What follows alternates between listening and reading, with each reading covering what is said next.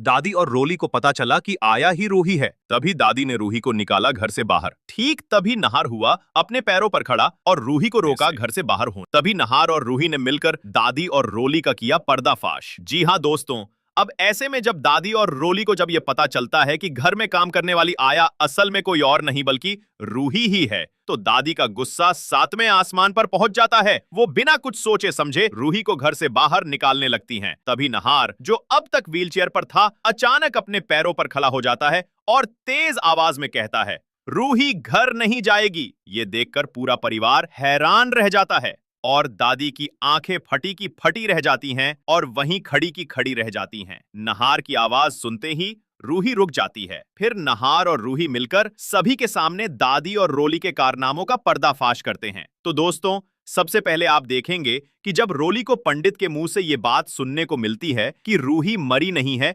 बल्कि जिंदा है, ये सुनकर रोली के पैरों तले जमीन खिसक जाती है और वो डर के मारे थर थर कांपने लगती है। पंडित जी पूरे विश्वास के साथ कहते हैं कि उन्होंने इसी औरत को यानी रूही को कुछ समय पहले घर के बाहर रिक्शे में बैठते हुए देखा था। मुझे पूरी तरह याद है, यही वही औरत है जिसकी हमने शांति पूजा की थी। पंडित की ये बात जैसे ही सब सुनते हैं, घर में सनसनी फैल जाती है। अब किसी को कोई शक नहीं रहता कि रूही मरी नहीं थी, वो जिंदा है। पंडित के जाने के बाद रोली को धीरे धीरे शक होता है कि घर में काम करने वाली आया ही शायद रूही है। वो आया के हाव भाव और व्यवहार पर ध्यान देती है और फिर वो सीधे रूही के पास जाकर सवाल करती है, क्या तुम ही रूही हो? लेकिन रूही जवाब देती है, रोली मैडम, आप क्या कह रही हैं?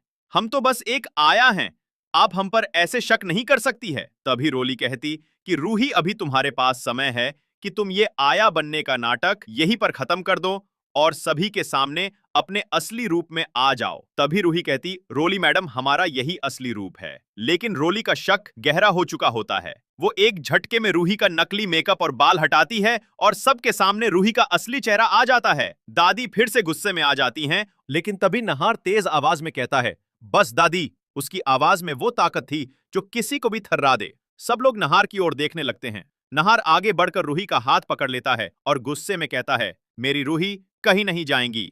अगर कोई इस घर से जाएगा तो वो है तुम और रोली, क्योंकि रूही ने मुझे पहले ही आप दोनों का काला सच बता दिया था। तभी दादी और रोली के होश उड़ जाते हैं। नहार गुस्से में आगे बढ़ता है और कहता है, तुम दोनों ने मिलकर मेरी रूही को जिंदा होते हुए मरा घोषित किया और रोली ने रूही को जान से मारने के लिए मेरा और रूही का एक्सीडेंट किया था और उसका सबूत मिटाया और मुझे पागल बना दिया।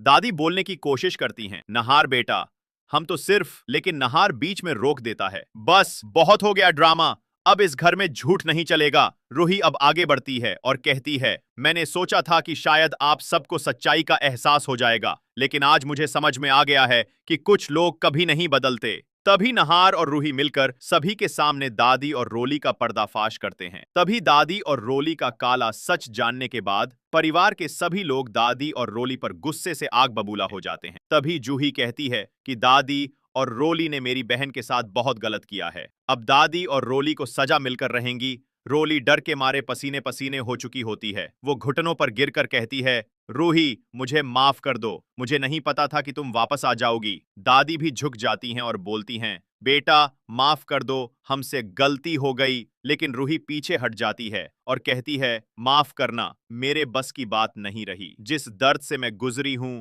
उसका हिसाब अब आप लोगों को देना होगा। नहार दादी और रोली की ओर देखता है और कहता है, इस बार कोई माफी नहीं मिलेगी। फिर वो दोनों को घर से बाहर धक्का देकर निकाल देता है। पूरा परिवार चुपचाप ये सब देखता है। अब घर में बस नहार और रूही हैं, एक साथ फिर से। तो दोस्तों, अगर आप भी चाहते हैं कि रूही और नहार को उनका बच्चा रूहान मिल जाए और अग्नि को उसके किए की सजा मिले, तो इस वीडियो को लाइक करें, चैनल को सब्सक्राइब करें और कमेंट में जरूर लिखें, I love Nahar and Ruhi. और हाँ, अगर आप अपने परिवार के लिए एक अच्छा सा लाइफ इंश्योरेंस लेना चाहते हैं तो नीचे कमेंट करें, हम आपके लिए एक शानदार वीडियो लेकर आएंगे।